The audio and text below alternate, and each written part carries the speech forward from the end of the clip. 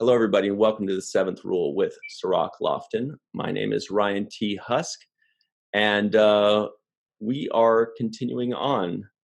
Our good friend and brother, Aron Eisenberg, has sadly and tragically passed, but as we are sure he would have wanted, the show will continue.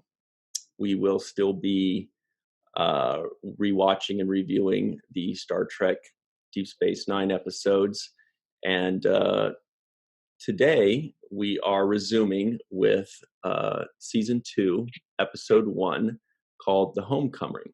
Homecoming. How you doing, Cirroc?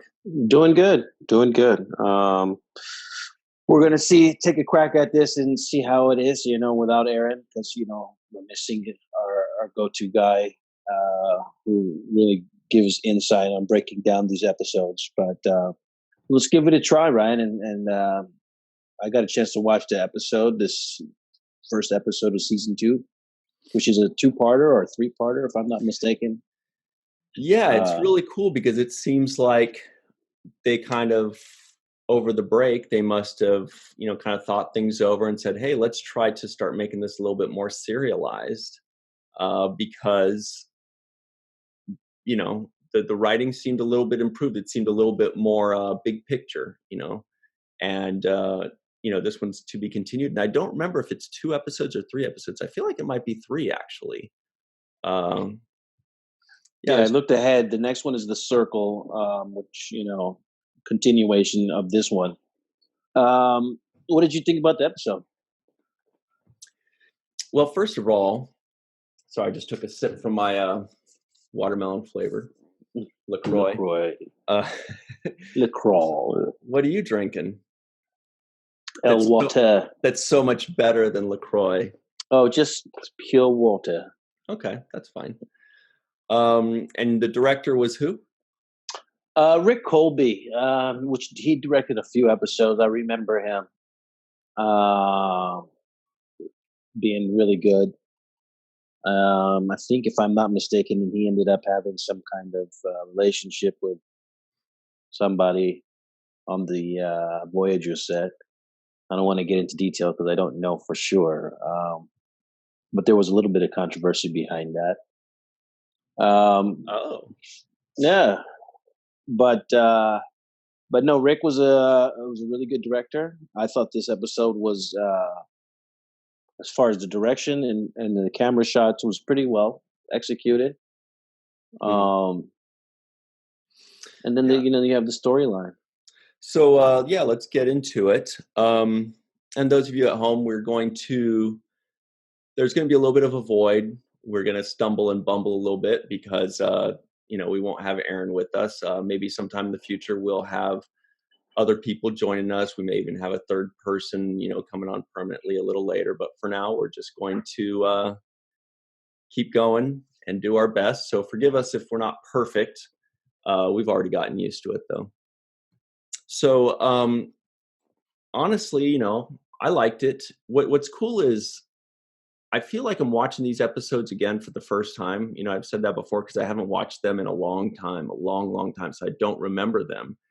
And I remember the first and second season not being very good and kind of skipping through it pretty quickly. But when I rewatch them now, I'm like, these are pretty good episodes. Like this is very Star Trek. That first season felt like Star Trek. Like how I remember it. With a little bit of the uniqueness that Deep Space Nine brought, which was about family, about relationships, about, political things and, the inner workings of diplomacy and all that. And it wasn't so much about like the monster of the week and the formulaic thing as much, lots of fireballs, as Aron used to like to say and point out. This one I liked. We had a lot to sink our teeth into. There were some moments. There was a one funny scene I really liked with you, actually, Cirroc, talking to your dad, Captain Sisko, or at the time Commander Sisko, and you're talking about going on a date with a girl, and you said something to the effect of, "You're not ready for this conversation yet, Dad." Yeah, remember that? I remember that. Actually, that made me laugh because his response, "I'm not ready." Like, uh, here I am saying, "Yeah, I think we take this girl to the hollow suite, or maybe to upstairs to her house in her room." And he's like, "No, no, no, no, no. Those are all bad ideas. Why don't you hang out at a Starbucks?" Um, so I thought that was pretty interesting, and it shows another side of Cisco, like a slightly uncomfortable side in these at this moment. He seems a little bit unnerved to have to deal with this issue at this exact moment.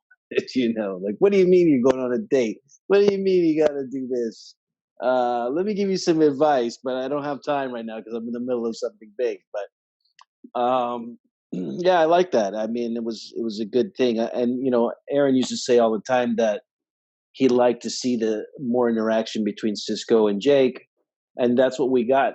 At least to start off this now second season, we got some of that interaction, and Jake gets stood up for his date, and you get to see his dad kind of, um, you know, picking his son back up. There's a lot of things that I liked as far as that was concerned. Yeah, I think that it really showed the side of Cisco that that makes him more vulnerable and more human. It's less authoritative, you know, uh, decision maker, and more what do I do now kind of fatherly moments was important. Hmm. One of the other things that stood out to me on this episode was the Leonidas, this character Leonidas, which Yeah, I is thought that was, is that what he was called? I was like, wait, is that the 300 guy? yeah, I don't have subtitles on my DVD copies, so Let me look this up. I can't actually see the name and how they spell it, but it sounded to me like they kept saying Leonidas, Oh, you know what his name is? Lenalis. Lenalis. That is not at all. So I thought I heard Leonidas too. I was like, you heard that too. yeah, So I was hearing Leonidas the whole time. I was like, is that the guy from 300? Are they about King Leonidas? yeah. Which was like just going to be another thing that DS9 foreshadowed, right? But no, I guess it was it wasn't Leonidas. But what I do like about the character, and one thing that DS9 does a lot of, is tell these complicated stories where things are not so cut and dry, so black and white. There's Hmm. always these layers of understanding that help alter the perception. And one of the things that I thought was interesting about the altered perception on this character was, you have a guy that's being touted as this hero, this rebellious leader, and then you find out that he's not what he appears to be, which is him telling this story about how Yeah, he accidentally killed this Cardassian, right? yeah. Which was a little strange because he said this Cardassian in his underwear falls on top of him, and that's where they find him. And I'm thinking, did they tell us that he was like so weak at the time, like famished from hunger or whatever, that he wasn't even able to just kind of like roll out from under a Cardassian, or was he like a gigantic Cardassian, or why was he pinned down there? He just liked to be underneath this underwear to Cardassian. I That think had just gotten out of the water, that was just kind of like dripping all over. yeah, it was a comfortable place to be at that particular Kept him moment. all warm and Nice snuggly. and warm. Yeah, nothing like body heat when you're cold. Yeah, Um, but no, I mean, it told me the story of this, how we perceive things and perception, and that's right.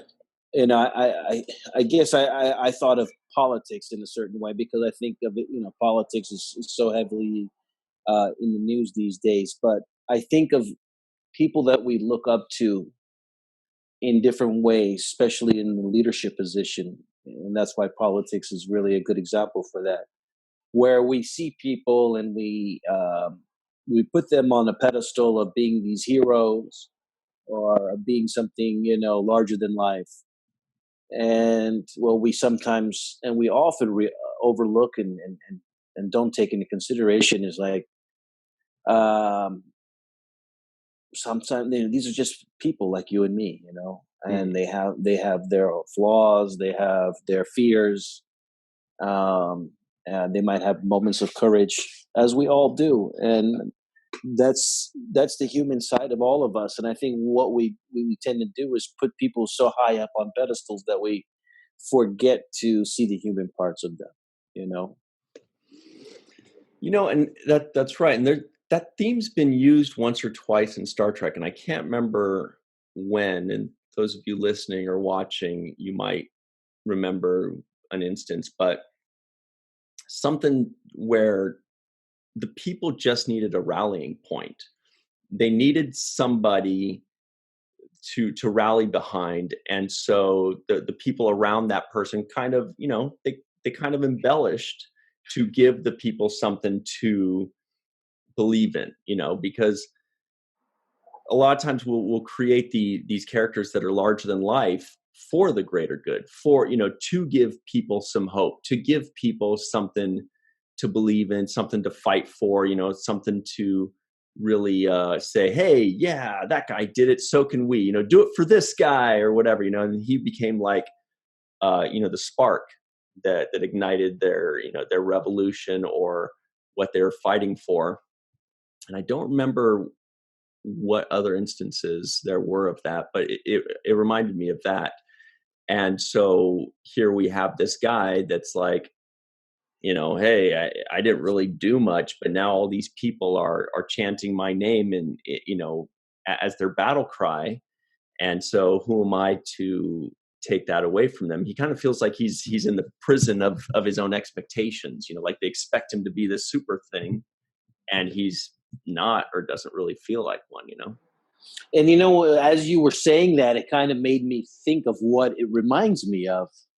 It actually reminds me of Sisko, because Sisko is like being heralded as the prophet, and right. he's like, "No, I'm not the prophet. No, you got it wrong. I'm not the emissary. I'm not the guy you're looking for." And he's thrust into that position where he is the symbol for the faith, or the symbol for the courage that they need to go forward. And I think that's kind of a microcosm of how we see Sisko. Sisko is this reluctant prophet, a reluctant emissary, at least in the beginning now so far. And I feel like, sometimes in these positions where people are, there's an episode of The Wire, and which is a police drama show about drug dealers and police There's trying to also an catch them. episode called The Wire in the second season of Deep Space Nine, I believe. Oh, really? It's one of the best ones, if I remember correctly. It's got to do with the Cardassian stuff. I'll have to remember. But yeah, no, The Wire TV show is very highly heralded.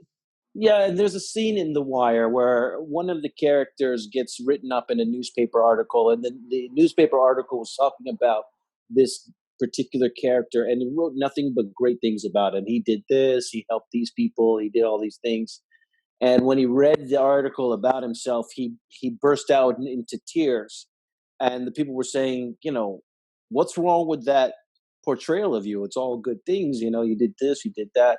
And one of the things he said was, well, it doesn't say the bad things I've done. And it only mentions the good things that I've done. And I've also done bad things too. I've been less than great in many moments in my life. And it is humbling, and yet also it's not true to only look at the good things of somebody or to only look at the bad things. We take into account the full measure of a person. You have to kind of weigh all of the things, and so that's what I'm reminded of as well. So I just checked, and season 2, episode 22 is called The Wire. And the reason I remembered that one, I'm sure a lot of people also remember that one, is because it was almost like Garrick's coming out party. Until then, they hardly used Garrick at all. And he became like this really, really cool, cult icon character because he has some kind of issue and Bashir is trying to save him. I think he's dying. I don't remember the exact details, but this was the one where Garrick famously is having this conversation, and he's constantly like lying and changing his story about this really happened, and then it was this, and then there was that. And Bashir says to him, he says, how much of that was true? After once he saves his life and it's all over, how much of all that was true? And Garrick says, all of it. And Bashir says, even the lies? And Garrick says, especially the lies. And it really gets us to sink our teeth into Garrick and the Cardassians. And for me, way back in the day, I think that was the first episode that got me to go, ooh, it's a good show, and that's a cool character. And then Garrick became my favorite character from there. But anyway, before we get too deep in anything, I also want to give a big shout out to our friend out in Germany, Mr. Immo Radke, who is our new associate producer. Thank you very much for being our associate producer, Thank Immo. you. Really cool dude out in northern Germany, not very close to any major cities, kind of out in the boonies somewhere. And also to Mr. J.J. Lendl, designed the thing right behind me. You've heard us talking about him quite a bit. He also was the fellow that designed the Captain Nog Forever design that we're putting on shirts and mugs and all those things, raising money for Aaron's family. And he did it so quickly. I had the idea to do this. Within 2 days, he had it done. Really super nice guy. He did it pro bono. We really appreciate that. And so definitely check out jjlendl.com. Cirroc, you liked the Captain Nog Forever design, right? I'm going to take that as a yes. I like the Captain Nog Forever design. I like, I like the shirt that Homer was wearing on the last time we had on table. And I think merchandise looks great. Ira, another supporter of the Captain Nog Forever, and I think it just in general was a great idea that you came up with, Ryan, to kind of honor Aaron and solidify his place amongst the captains forever. Something that I think he would definitely have cherished and appreciated. So I think he did a job well done, able to raise money for Melissa and help her out.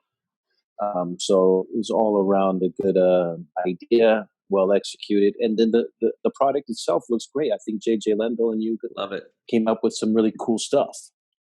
Love it. A lot of people are liking it a lot. The designs are awesome. So yeah, a lot of people are liking it a lot of people, and I'm really happy about that because when it's an online store, you can't test things out yourself. You can't say, hey, how's the fabric? How does it look? But the overwhelming majority of people are just saying how much they love it. We're getting repeat buyers. Everybody's, buying 2 or 3 or 4 things. I think the ones that are getting the most things are our friends, Dr. Anne Marie and our buddy Homer. They're having like a contest as to who can buy the most. So we're not going to stop that. We'll let them keep battling it out.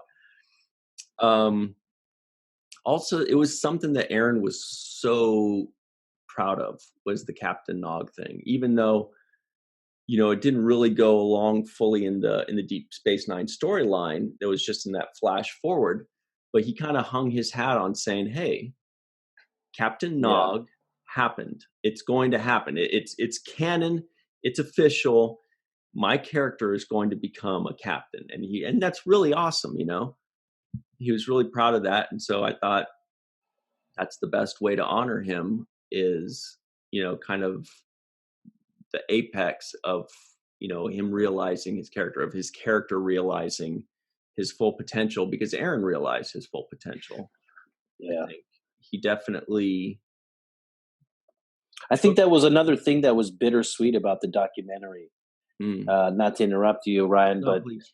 It was that you just said that he really enjoyed the idea of him being a captain, even though it was, in this future episode.